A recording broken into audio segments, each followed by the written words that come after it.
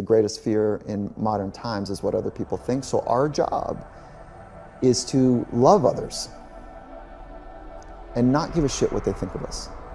Because we only get one emotion at a time. That's how our brain works, one emotion. So our job is to really find the right state that we want to be in, the right emotional place, and use that rather than let the brain win. And if that is untrained and unconditioned, it will win. Hey everybody, welcome to Impact Theory. Our goal with this show and company is to introduce you to the people and ideas that will help you actually execute on your dreams. All right, today's guest is a high-performance psychologist who has worked with some of the world's most accomplished athletes and performers. He's helped level up everyone from Olympic gold medalists and MVPs in every major sport to elite UFC fighters, Red Bull extreme athletes, the US military, and the Super Bowl champion Seattle Seahawks. He's the guy you call in when you absolutely, positively must set the skydiving world record by jumping out of a helium balloon at the edge of space and falling back to Earth at faster than the speed of sound. Or you decide you want to become the first person to survive jumping out of an airplane at 25,000 feet without a parachute. No matter what your discipline, if you play in rugged, hostile, and elite spaces, he's the man you bring in to help you build a mindset for unparalleled achievement. A peer-reviewed published author with some of the most usable insights into the mind there is. He's been featured by virtually every high-profile news outlet around, including NBC, ESPN, The Wall Street Journal, and The New York Times. His principles and teachings are so sought after that he and legendary NFL coach Pete Carroll co-founded the Corporate Training Institute, Compete to Create, to help some of the world's largest and most prestigious companies create winning cultures that foster greatness and fulfillment. Their client roster is the who's who of the Fortune 500 and includes Microsoft, Zynga, and Boeing. So please, help me in welcoming the host of Finding Mastery, one of the most recognizable minds in the field of optimal human performance, Dr. Michael Gervais. What a great introduction. Dude, thank you, man. Yeah, that was fun. Dude, your story is crazy. Like, what you help people do is really, really extraordinary. And that's where I want to start. Like, what it takes to play at that elite level, especially around the framing of, you said that every great change starts with pain. And I found that really intriguing. It feels dark. It feels heavy when you say that. But that's been my experience, that it's accurate, is that the reason people change is because of pain. The reason we grow is because we get uncomfortable and we embrace being uncomfortable. But being honest with the pain that we feel is usually the prime mover for people to do the work that is necessary to push to the edge. And in the space of world leading athletics and arts and business, everybody works hard, right? And some people work smarter, but everybody works hard. So there's a balance in modern time right now about running to the edge and then properly recovering. So why would somebody run to the edge? And run to the edge of their ability? To the capacity that they have within themselves. So yes, but when we talk about capacity, we're talking about emotional capacity, mental capacity. Long gone are the days where it's just physical capacity. Like, you can get your heart rate up relatively easily, and that is the old way. It's still relevant, but that is an old way to think about capacity building. That's not the case anymore. And what we do is we spend time working to understand the strengths of people. We want to understand where they want to go and how they want to be on that going in their life. So that's like setting a vision. I want to go back to pain for a second. I have a quote which I thought was really extraordinary. This is from you. The worst thing we can do for our loved ones is to try to reduce their pain. Yeah. Does that sound surprising? It doesn't from my perspective now. That would have been absolutely shocking to me 15 years ago. So what changed for you? That was all the stuff that you talk about of pain being the motivator, all of that. All of my success is predicated on misery, period. And you talk about the need to, you don't use the words rock bottom, but I'll use that because that's how it felt for me.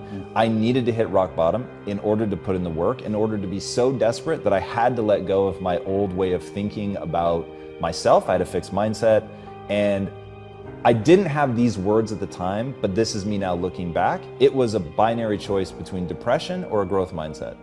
And I didn't know if a growth mindset was real. I just knew it was different than the depression that I was racing towards. So in that period, that just was the spark of like, I was suffering so much and laying on the floor of my apartment and broke and hopeless and all of that. And just trying to figure out, how do I move forward from here? So if you had said it at that moment, I would have said the sole reason we exist is to reduce the pain of our loved ones. Yeah, and okay, so there's a difference between pain and suffering. There is a difference between there. We're all suffering. We all have suffering. We all have an emptiness or a dark place or corners inside of our spirit and our mind that are not fulfilled and watered and full. Like we all can relate to that.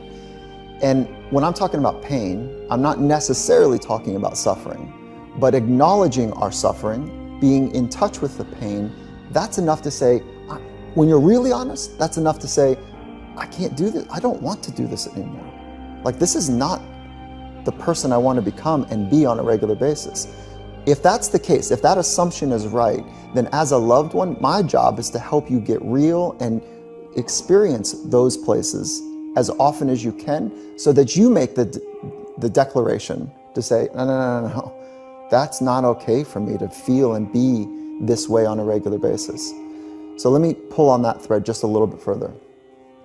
It is healthy and necessary to feel all of the human emotions.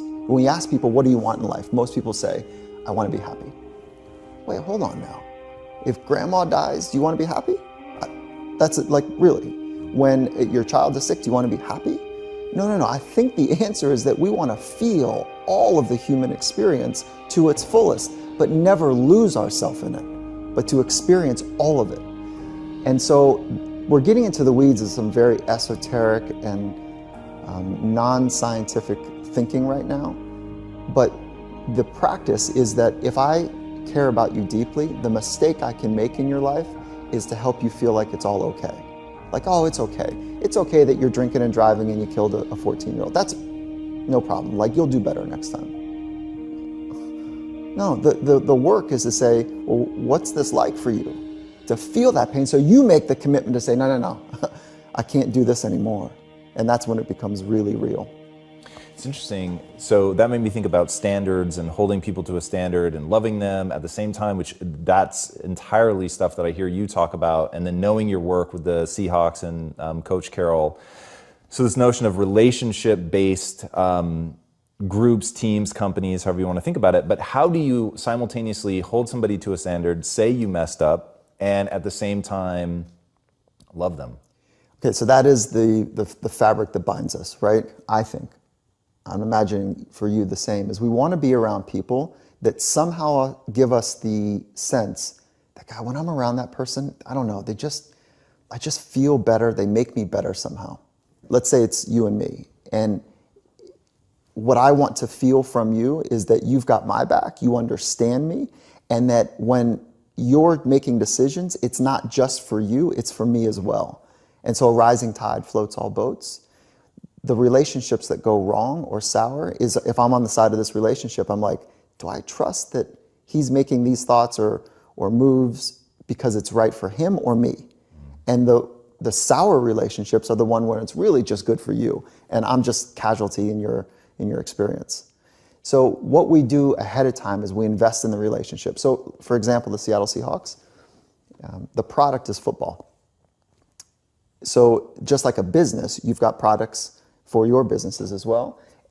But we are a relationship-based organization. If Coach Carroll was here, he'd say, that's how we run the organization, a relationship-based organization, and the output is football. And that we found that to be incredibly valuable because none of us do this thing alone. And if we're really going to go the distance and really step into the frontier to do the amazingly difficult, challenging things, we need to lock arms to stay in the trenches long enough. And what happens for most people is we lock arms, we say, oh yeah, let's go get it. And then we lock arms, and as soon as it's hard, the brain kicks in, and the survival mechanisms in the brain are stronger than the thriving mechanisms. So the survival mechanisms of the brain light up, and what do? We save our own ass, and we unlock our arms, and we take care of ourselves. That is how people fray in rugged and stressful environments, emotionally stressful environments. We unlock. And so the extraordinary are able to stay the course, locked arms, because they're mission-minded, they're really clear about what they want to experience, and they bet on each other. That really hit me hard. And now what I want to know is, how many areas of your life outside of sports does that apply? Where I want to get to is how the locking arms, not fraying, betting on each other, like that tribal mentality, which when you were telling that story really, really hit me. And it made me think, okay, how much am I doing that in my business? Very plausible to do in my business, though hearing how well you guys do it, it makes me want to be better. Definitely possible in my relationship with my wife. But then, like, how far can we expand that? Because if you could have that kind of relationship with a potent enough number of people in a versatile number of situations, it just feels like you could accomplish so much more. But I just don't know, like, how many places it actually applies. Like, is it realistic to do with your friends? You know what I mean? Yeah, it depends on the community that you're building. We'd like to think that we are all a pebble in a pond. And so the weight of the pebble indicates the ripples and the output, the effect. And those inner circle, like, there's a greater impact. And then as you spread out, especially through social media, there's larger impacts. But yeah, it is available. Like, you're in relationships in every community that you're in. And like, I don't know if you have spent the time to articulate your philosophy and to be able to get it in maybe 25 words or less, maybe down to 4, 3, or 2, 1 word, And so that type of work, investing on the clarity that you have within yourself, allows us to have a greater weight in that pebble. And so from clarity, we can train our mind to have conviction in stressful environments. And the clarity also allows other people to know really what we're about. And then when we ask them what they're about, that's how you start to build that deeper bond, right? And what I found is that most people want to stay on the surface because it's hard to talk about things that are hard to talk about. And there's like 3 levels, right? You can talk about, I don't know, beer and pizza, and sporting event scores. And there's nothing wrong with that, but that's just some type of relationships. And then underneath, there's other conversations which are about ideas that are hard to articulate. And then underneath of that, it's talking about personal experiences that are hard to articulate. And those are kind of the 3 levels of depth that I think most conversations get bucketed in. One thing that I found really interesting, you talk about really being yourself, asking people what they're really like, the relationship that you have with your wife, and what you talked about, that very courageous moment of hers where she actually said, this isn't working. You've done your homework. I mean, with stuff like this where I can learn, like, it's so powerful to me. And the way that you think and some of the lessons you put together really, really are insanely powerful. This one I found interesting. I found your reaction to it, or at least the way that you frame it now, really powerful. So walk us through that moment, how authenticity plays into it, and how you get to those deeper levels. Yeah. It's not easy. Intimate relationships are challenging. And because the person that we're talking about knows you and knows if the relationship is really rich, almost all of you. I'm not sure as a human, somebody, this might sound sad, but I don't think that another person, even in the most intimate relationships, can know all of another person. So there is a loneliness to the human experience that I think is important just to honor. And that doesn't mean I'm by any means depressed. Like, there's a vibrancy about how I view life and engage in life, but there's also like this honesty, about the lonely part. So what happened in our relationship is that I was ripping and running, figuring out, I was in the study mode, big time study mode of the science of psychology. And I had some early budding successes that were taking place. And essentially I was not watering the relationship and I was being selfish. And that thirst I had for understanding the science and the application of the science of psychology was out watering the intimacy in relationships, of that relationship. So one day she came home, and looking back, I was surprised by it, but looking back, all the telltale signs were there. For a long time she'd been saying, hey, pay attention, like, to the relationship. But I was like, yeah. And I really thought it was all fine, but it wasn't. And so finally one day it was, the most candid conversation, and she just grabbed me. We've been dating since high school. And she grabbed me, not forcefully, but grabbed my attention, and she said, as a friend, as your best friend, I'm telling you, this doesn't work anymore.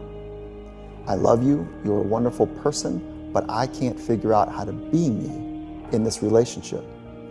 And so I was like, holy, like that's the worst thing that a friend could say to you, like the worst. And so I was like, no. And she like, okay, I feel you now. And she's like, no, it's too late. Yeah, and so that was my cue, like I had to leave, right? Like out of kindness and compassion for the experience. And she's feeling it deeply. And I wish she was hearing this conversation, because she'd make light of it and say, well,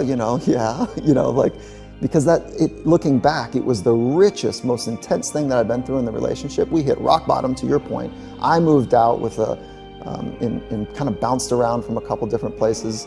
It was a month before we went back and had a conversation. And basically, she's like, I'm done.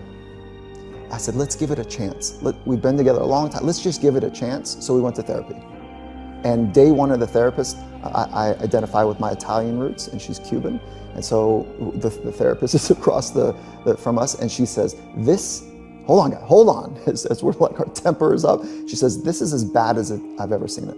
Wow. And so she basically asked one really important question. She said, do you guys want to do the work? You need to work, Mike. Lisa, you need to work. Do you want to do the work with each other or with somebody else? And I thought to myself, oh my God.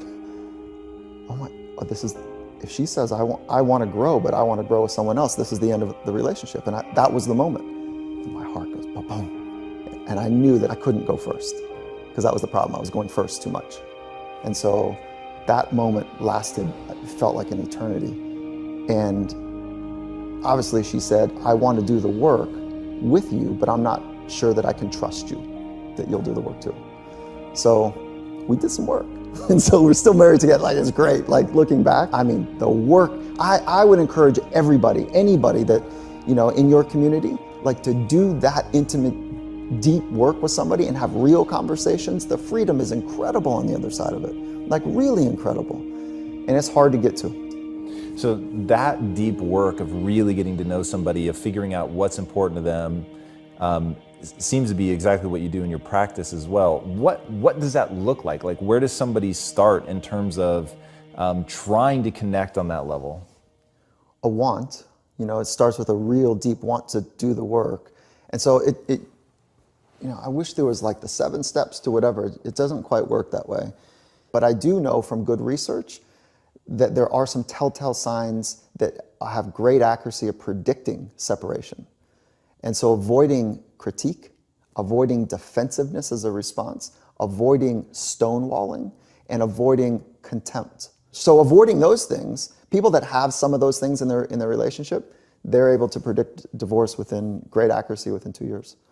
Yeah, I remember reading some of that research, and I think they called them the 4 horsemen, right? That's exactly it. Yeah. Really, really interesting, and how contempt is like the one that is just gonna, if you have that, that's really, really interesting. So so thinking about that in that context, about just the way that humans come together, the way that we can support each other, the way that we transfer energy, which I find really interesting, not in a woo-woo way, but like really like people pick up on your vibe. Mm-hmm. You were telling the story about a time, I think it was with the Seahawks, but I don't know for sure, where one guy just went ballistic. He was just seeing red, couldn't like come down from rage, and the team like got in his face.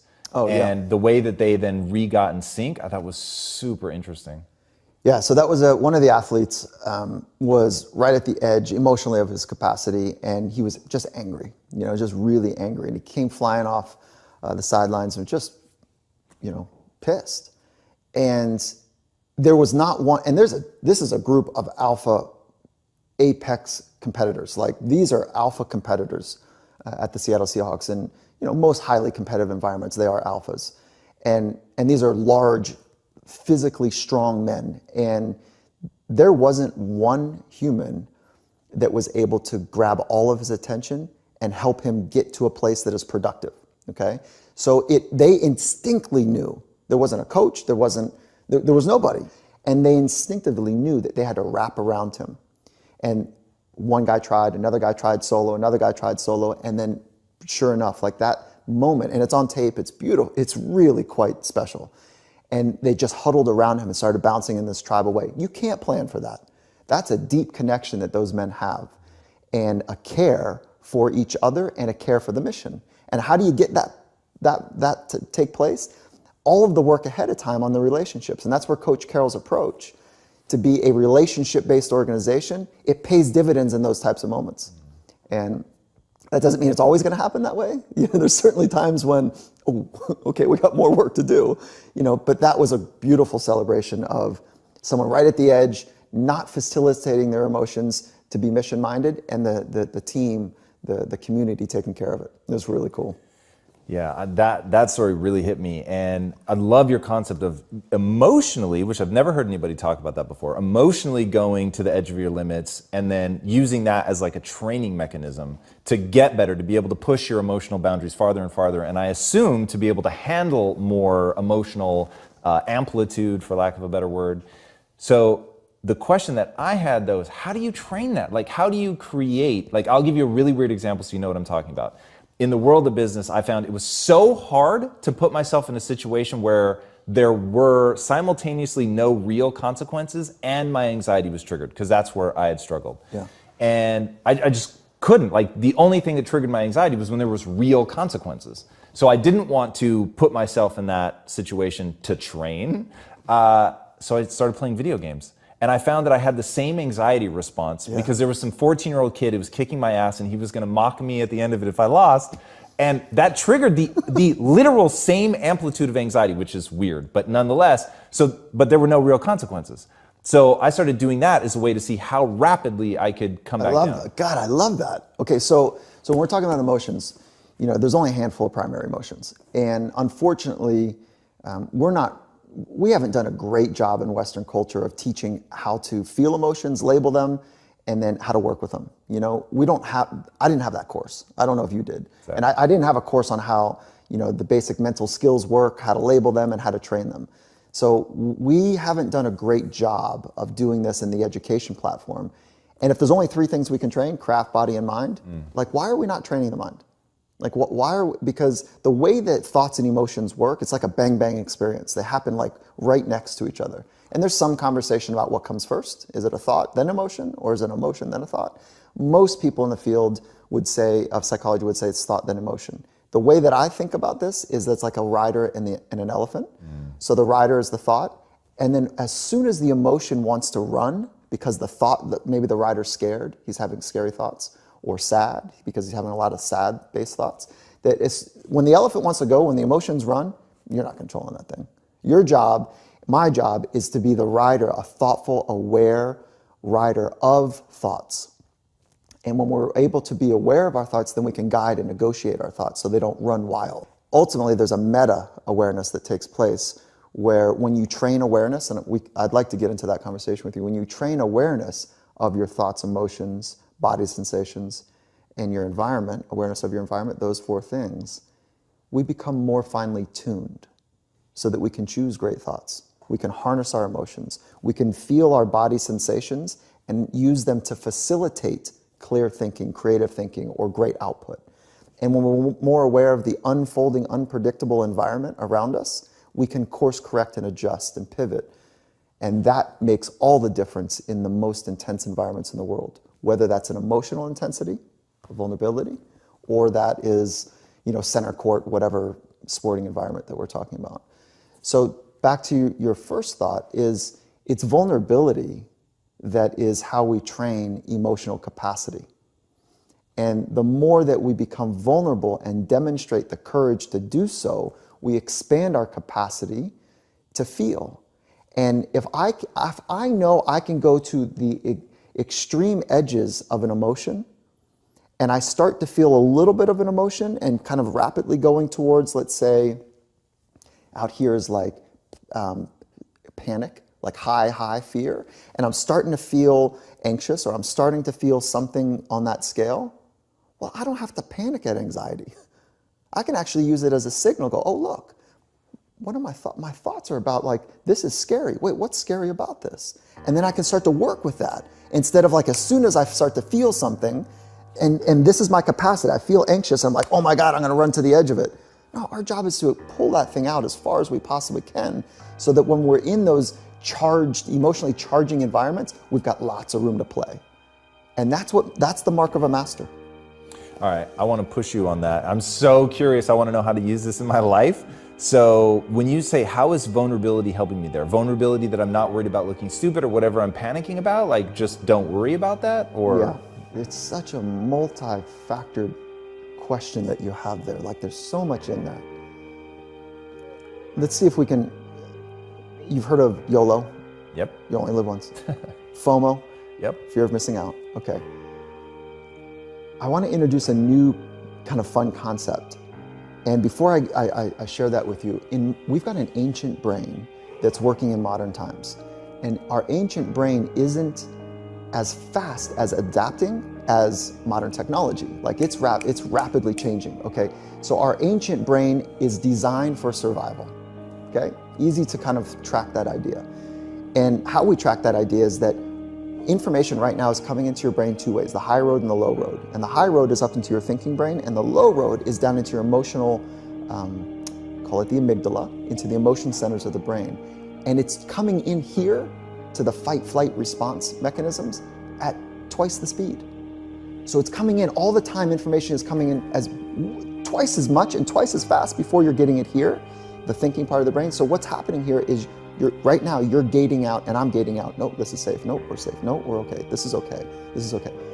And so our brain is designed to figure out if we're going to be okay and safe here. That came from saber-tooth tigers. That came from the rustling in the bush. Is it a saber-tooth or is it a bunny? And so we've had to figure out how to be hyper vigilant so we could get away. Our ancestors passed that gift down to us. But we don't have saber-tooths anymore. So what is our modern day fear? What other people think. Period. So FOPO, fear of other people's opinions, right? I find that to be clever. That's good. I like that. So FOPO, but that is our modern day threat, what other people think. That's why public speaking is so hard for people, because what are the stakes there? What another human thinks of us. So what are we really good at? Picking up facial structures, micro tells, if you will, if they are being critical of us. What do we do to protect ourselves? We become hypercritical of ourselves so that we get to that state before somebody else might embarrass us that way. And so we've got this self-cutting mechanism, this self-critiquing mechanism that we're basically beating ourselves up or tenderizing ourselves in not a good way so that we don't face those casualties publicly. So our brain is great at picking up these little signals in other people so that we can adjust and provide some sort of protection mechanism from being exposed of not being good enough. Because if we're not good enough, we're kicked out of the tribe. And in modern days, what that means is maybe we're fired. And so, there's a lot at stake for people if they don't have a job. So, long way of saying the greatest fear in modern times is what other people think. So our job is to love others and not give a shit what they think of us. But not in a cold way, but to really love other people, because we only get one emotion at a time. That's how our brain works, one emotion. Either you are anxious or you are joyful. You can't get the two at the same time. So our job is to really find the right state that we want to be in, the right emotional place, and use that rather than let the brain win. And the brain wins by saying, what are they thinking? What are they thinking? Am I safe? Am I safe? Am I safe? And if that is untrained and unconditioned, it will win.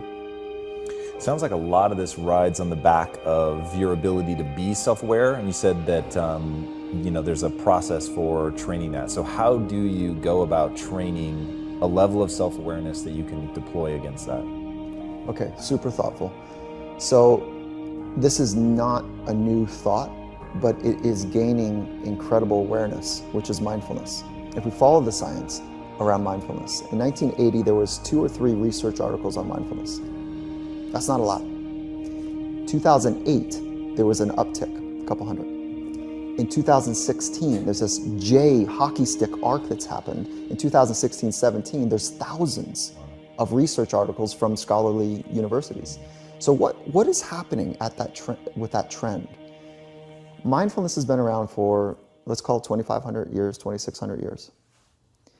And research is starting to find incredible changes in our brain, neurochemistry, neuroelectricity, structurally things are changing, behaviorally there's great change, and it starts with awareness of thoughts and emotions. There's two pillars to mindfulness. You could use the word meditation if you wanted, right? I use the word mindfulness because meditation in alpha competitive environments has some sort of baggage to it, sure. Right? And so we can say mindfulness - training. They're all comfortable. And that works better. But there's two main pillars to mindfulness. One is awareness, and the second pillar is wisdom. So if we did a disservice to mindfulness and we just stopped at pillar one, and you became more aware of your thoughts, your emotions, your body sensations, and the environment, you would be a better performer because you course correct more eloquently. And here's something really important. I can't be around a wise person and all of a sudden be wise. You can't hijack wise wisdom. You can't hack it. You can't shortcut it. It is with it. You can't read a wise book and all of a sudden be wise. You have to reveal it. You have to do the alone-based work of silence and listening, and you have to reveal that. That's how it happens, and that takes time. It takes time for this busy mind that is so scattered all over the place with external stimulation and internal dialogue to quiet it down, to let go of the noise, to get to the signal. And the more time we can spend conditioning our mind to be connected to the signal, which is the present moment, the stillness that I was talking about, we reveal glimpses of wisdom. Everything changes. So those are the two pillars of mindfulness. How do you train it? Research would suggest somewhere around 8 to 20 minutes a day. Minimal effective dose would be 8 minutes a day of training, mindfulness or meditation. We can talk about more concretely if you want what that is. Upwards to 20 plus minutes. For the most part, more is better. I love that. When people ask you, okay, how did you end up working with Pete Carroll? Was it, hey, you call him up or whatever, which your answer to that question was amazing. But your real answer of how you did it, the 18 years of cutting your teeth, is the part of your story I think I like the most. Tell us a little bit about that. What do you mean by cutting your teeth? How on earth did you convince yourself to spend 18 years every Saturday in a gym? Yeah. God, I miss it. The gym? No, I miss that experience. So I'm wrestling right now in my life with who can afford access to doing this deep work. Like I've trained, 30 years. I've invested millions of dollars in the craft. I've made a lot of mistakes. I've learned an incredible amount from research and the best doers and thinkers in the world. And there's one of me. And I'm really wrestling with who has access to this information because it feels really selfish. And so right now, it's reserved for the wealthy. But that's not where I came from. And so the 18 years of woodshedding, if you will, what we're talking about is, it was born out of an entrepreneurial spunk that I didn't know what I was going to do. A mentor of mine, this is right out of college, and a mentor of mine said, hey, Mike, this is part-time temporary job that you might be interested. It's like 3 weeks, 20 hours a week. It's a nonprofit. It'd be nice to just kind of give to the community. And it had this government funding around crime prevention and alcohol and drug prevention, those two. And so day two, I was like, whoa, they're sitting on a lot of money. They've got proper funding. This is back in the days, right? This was 1990. So it was a democratic approach to government. And so they're sitting on lots of money. And I said, hey, I went to the executive director and I said, and I had no place to do this, right? I said, if I had an idea, would you guys fund it? And they said, well, what's the idea? I said, well, let me go work on it and let me kind of really get it clear and can we talk tomorrow? So I came back with this concept and the idea was, what's a premium right now for young high school and college age athletes is that there's nowhere to go on Saturday night. You can go to a party, but there's nowhere to go to do athleticism. So what if we can get a gym, open up the gym, bring a DJ in, make a network of high school athletes and coach them on some of the psychology that I'm just kind of learning, undergrad. I just finished my undergrad, kind of just learning. If I could coach them up on some leadership stuff and and then open up the gym and see if we can get some basketball going and create a culture of learning, right? And so they said, yeah, let's try it. So the executive director gave it a shot. The first night we had 130 young men, it was mostly men, that showed up, and it was amazing. And that's primetime party hours. We picked a neutral gang territory to do it. And I was just barely one step ahead of ideas. And so then I was now just starting my master's program. And so what I did basically is I used Saturday night as a refuge for me to be around people of like mind, that people like to sweat and compete and not interested in the party scene, but really kind of do something fun and engaging that way. And then my job, the price to admission to this beautiful indoor 3 courts, beautiful, rare piece of property in Los Angeles that was gang neutral. And price to admission was to listen to me for 10, 15 minutes on a thought that I thought was important. And this is now, imagine 130 young men, high school and college aged, 80, 90% are gang involved. And I'm not gang involved at all, obviously. And when I say obviously, it's like that's not where I came from. And you can imagine, they don't want to listen to me. They have no interest in listening. They want to play ball, listen to the music, and get on with it. And so I had to be crisp and short, which I'm not in this conversation. And I had to be like really intense and purposeful about how can I get in a great mindset practice that they could use tonight.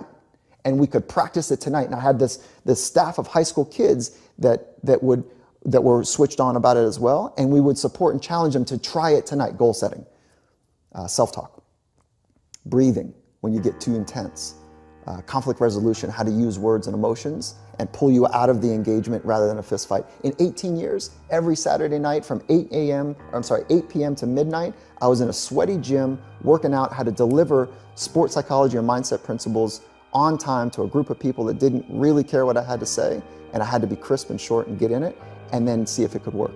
In 18 years, we had 3 fights. Wow. 3 fights. I mean, I just got a tweet today, and it'd be fun to share that, a tweet today where a kid that came through that program, I mean, he during the program, he was probably 18 years old. He tatted up his face, like really a great edge about him, went to the edge. I mean, when you go above your neck on a tattoo, there's something there. And so he tatted up his face, he was really intense, and he tweeted just today, he said, Mike, thank you, a lot of lives have been saved for what we did together for those 18 years. Wow. And he was a participant, showing up every night. He was one that almost got in a fight on a regular basis, but we worked and we worked and we worked. And so I miss it, I crave it. The ability to share a piece of information and be involved in a relationship where other people grow is like electric. And so thank you for bringing it up. That's where I worked it out. And by the way, my office was a janitor's office without windows that it was me and 3 rats that I was chasing out of that thing for years. That's where I went to work. That was my office. And I look back in fond memories like the good old days of being, grubby and, like it was awesome. So thank you for letting me share that. Oh man, for sure. Thanks for sharing it. Yeah. All right, before I ask my last question, tell these guys where they can find you online. Lots of places. So LinkedIn, Michael Gervais, Gervais. And then Twitter is @MichaelGervais. Instagram is Finding Mastery. And so we fired up a podcast called Finding Mastery. And you can also find us online. The partnership with Coach Carroll is called Compete to Create. And it's taking the principles about how he switches on a culture where people become their very best, and the principles of how to train your mind, and putting those 2 things together for enterprises. And that's Compete to Create. And then again, the Finding Mastery podcast is findingmastery.net. All right, very cool. My last question, what's the impact that you want to have on the world? Okay, so the idea is 1 in 5 people in an organization, and 1 in 5 people in a family or an enterprise organization, to help them condition and train their mind to live in the present moment more often. Because in the present moment is where all things high performance take place. It's where love happens, it's where relationships and the fabric of relationships are strengthened and revealed. It's where glimpses of wisdom and potential happen. So increasing the frequency of people spending time in the present moment And the way to do that is by conditioning and training your mind in non-hostile, non-rugged, non-stressful environments, and purposely working up into more hostile, stressful, rugged environments, emotionally challenging environments. It doesn't mean that there's physical consequences. It just means that something's real for you. And to do that on a regular basis. So 1 in 5 people to live in the present moment more often. Wow, I love that. Great answer. Thank you so much for being here. Yeah, thank you. Guys, man, I'm telling you, what is utterly fascinating about him is exactly what he just said there at the end, that it's mindfulness, it's being in the present moment. That is the place where all of high achievement, high performance, greatness exists. It was not the answer that I expected to find when I started researching him, somebody that I had known from his accomplishments, the people that he's helped do these extraordinary things. I did not think the punchline was going to be turning inward, finding that inner peace, finding calm, being in this moment, and that notion that he has of letting the past and the future exist simultaneously now as noise in the present, I thought was a really powerful way of explaining exactly what mindfulness is, of finding that silence so that you can hear the subconscious, so that you can be, as he says, where your feet are. I thought that was absolutely incredible. Trust me when I say, go watch the videos that he's done, the other interviews, take him as a body of work. It is absolutely astonishing. You will be blown away, I promise. All right, guys, if you haven't already, be sure to subscribe. And until next time, my friends, be legendary. Take care. Thank you, sir. That was amazing. Hey everybody, thank you so much for watching and being a part of this community. If you haven't already, be sure to subscribe. You're going to get weekly videos on building a growth mindset, cultivating grit, and unlocking your full potential.